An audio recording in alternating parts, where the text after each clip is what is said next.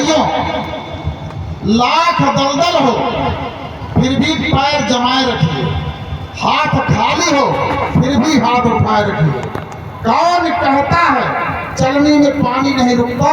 मैं कहता हूं बर्फ बनने तक हौसला बनाए रहिए, हौसला बनाए रहिए। कानपुर में पिछड़ा वर्ग सम्मेलन हुआ था, शिव दयाल चौरसिया ने वो सम्मेलन कराया था, आप लोगों को पता हो। उस सम्मेलन में बाबा साहब डॉक्टर अंबेडकर मुख्य अतिथि के रूप में आए हुए। सबसे पहला सम्मेलन पिछड़ी जाति का वही सम्मेलन। जब बाबा साहब डॉक्टर अंबेडकर को बोलने का अवसर मिला तो उन्होंने वहां पर आए हुए लोगों से कहा कि जिस दिन ये एससी बीसी के लोग एक साथ बैठकर खाना खाने लगेंगे या एक संगठन में आ जाएंगे, उस दिन गोविंद बल्लभ पंत जैसा ब्राह्मण, उस समय वो मुख्यमंत्री थे, कहा कि गोविंद बल्लभ पंत जैसा ब्राह्मण तुम्हारे जूते के फीते बांधने में अपने आप को गौरवशाली समझे। ये कहा था बाबा साहब डॉक्टर अम्बेडकर। आज हम जयंती मना रहे हैं, लेकिन बाबा साहब की बातों को अगर नहीं मानेंगे तो कोई मतलब उसका नहीं। तो मेरे भाइयों, बाबा साहब डॉक्टर अम्बेडकर ने कहा था तीर्थ स्थान पंडे पुजारियों के लूट के अड्डे हैं, जहां पर दलित शोषित समाज के लोग जाते हैं अपनी गाढ़ी कमाई लुटा के चले आते। और इन तीर्थ स्थानों को मनवादी व्यवस्था के लोग स्वर्ग का द्वार बताते हैं। मेरे भाइयों, बाबा साहब डॉक्टर अम्बेडकर ने यहां तक कहा कि होली, दिवाली, दशहरा, नवरात्रि, नवदुर्गा, ये सब हमारे पुरखों की हार और मनवादियों के जीत के जश्न, जिनको हम अज्ञानतावश हम अपने महान पुरखों की दर्दनाक मौत और हार का जश्न मनाकर पागलों की तरह पीछे। यहां तक बाबा साहब डॉक्टर अम्बेडकर ने कहा कि ये गुलामों का कोई त्योहार नहीं होता, कोई पर्व नहीं होता, वो तो शासक द्वारा सौंपे गए या मनवाए गए पर्व और त्योहारों को मानकर पागलों की तरह खुश होते हैं। तो आज यहाँ पर जो एक कार्यक्रम हो रहा है, यहाँ पर आए हो तो आप लोग पाखंड से दूर हो जाओ। बाबा साहब डॉक्टर अम्बेडकर ने और कहा कि ये मनुवाद दो स्तंभों पे खड़ा है, दो स्तंभों पे, एक पाखंड और दूसरा दंगा। जब ये दंगा कराते हैं, चाहे जैसे करें, चाहे जात के नाम पर कराएं, चाहे धर्म के नाम पर कराएं, चाहे हिंदू मुस्लिम के नाम पर कराएं, जब ये दंगा कराते हैं तो इनको शासन सत्ता मिलती है।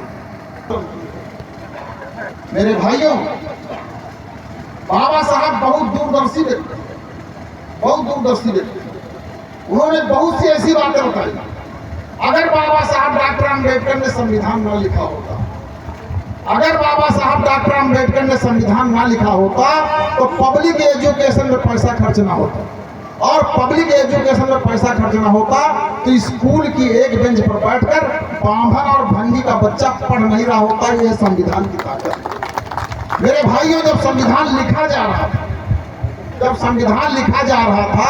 तो संविधान सभा में उपस्थित लोगों ने कहा संविधान की शुरुआत कैसे की जाए, किसके नाम से की जाए? तो कुछ लोगों ने कहा संविधान की शुरुआत ओम नमः शिवाय से की जाए, कुछ लोगों ने कहा कि जय माता दी से की जाए, कुछ लोगों ने कहा अल्लाह के नाम से की जाए। तो वहां पर जितने भी लोग थे अपने अपने मत के अनुसार वो कह रहे थे। तो जब बाबा साहब डॉक्टर अम्बेडकर को बोलने का अवसर आया तो उन्होंने कहा यह संविधान भारत के लोगों के लिए बनाया जा रहा है, इसलिए इसकी शुरुआत हम भारत के लोगों से होनी चाहिए। उस पर वोटिंग हुई। उसी दिन अल्लाह भगवान सब इलेक्शन हार गए और हम भारत के लोग इलेक्शन जीत गए। तो मेरे भाइयों, संविधान में विश्वास करो। हम भारत के लोग में इतनी ताकत है 140 करोड़ जनता की ताकत है इसी हम में, चाहे वो महलों में रहता हो और चाहे अरबपति हो और चाहे गरीब हो, झोपड़ी में रहता हो, समझ लीजिए उसके वोट की उतनी ही ताकत है। चाहे व्यक्ति मंदिर में विश्वास करता हो, मस्जिद में विश्वास करता हो, गुरुद्वारे में विश्वास करता हो, चर्च में विश्वास करता हो, बुद्ध विहार में विश्वास करता हो, लेकिन उसकी आस्था का विश्वास उतना है। इस संविधान के हम में इतनी पावर है कि भारत में रहने वाला कोई भी व्यक्ति इस देश के बड़े से बड़े पद पर पहुंचने का सपना देख सकता है। जैसे संविधान लागू नहीं हुआ था तब एक द्रौपदी की इज्जत भरी सभा में कौरवों के सामने उतारी जा रही थी, और आज ये संविधान का युग है तो एक द्रौपदी इस राष्ट्रपति बन के बैठे, ये संविधान के ताकत है। तो संविधान में सारे उपचार है, ये मत समझो, इस संविधान में सारे उपचार है। संविधान बहुत विद्वानों ने बताया कि आप कुछ मत पढ़िए, केवल संविधान पढ़ लीजिए, सारी समस्याएं दूर हो जाएंगी। हमारे भाई जो यहाँ पर है बहुत से संविधान विरोधी बात करते हैं, जैसे बहुत से भाई हिंदुस्तान कहते हैं। हिंदुस्तान मुगलों द्वारा दी गई गाली है, इस देश का नाम भारत है, भारत ही बोलिए। बाबा साहब डॉक्टर अम्बेडकर ने संविधान के अनुच्छेद 1 में लिखा India that is Bharat, no Hindustan, लेकिन हम लोग हिंदुस्तान कहते हैं। तो जब हम लोग हिंदुस्तान कहेंगे तो पाखंड की ओर जाएंगे, क्यों? वो विज्ञान की ओर ले जाता है, और हिंदुस्तान जो है वो पाखंड की ओर ले जाता है। तो आपको पाखंड पसंद है तो हिंदुस्तान बोलिए, देवी देवताओं को मानिए, भगवानों को मानिए। सियासत का अंधेरा मिटाइए, इस दौरे सियासत का अंधेरा मिटाइए। जुल्मों सितम की आग लगी है यहाँ वहाँ, जुल्मों सितम की आग लगी है यहाँ वहाँ, पानी से नहीं इस आग को आग से ही बुझाइए।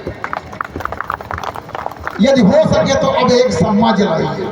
नफरत फैला रहे हैं वो मजहब के नाम पर, नफरत फैला रहे हैं वो मजहब के नाम पर, सत्ता के भूखे लोगों से इसको बचाइए। इन्हीं शब्दों के साथ सभी आयोजकों का और यहाँ पर आए हुए सभी भाइयों बहनों का और पिता तुल्य बुजुर्गों का, नौजवान साथियों का और खासकर देवनारायण गुरु जी का मैं हृदय से आभार व्यक्त करता हूँ, उन्होंने बुलाया। ये शब्दों के साथ नमो बुद्धाय, जय भीम, जय भारत।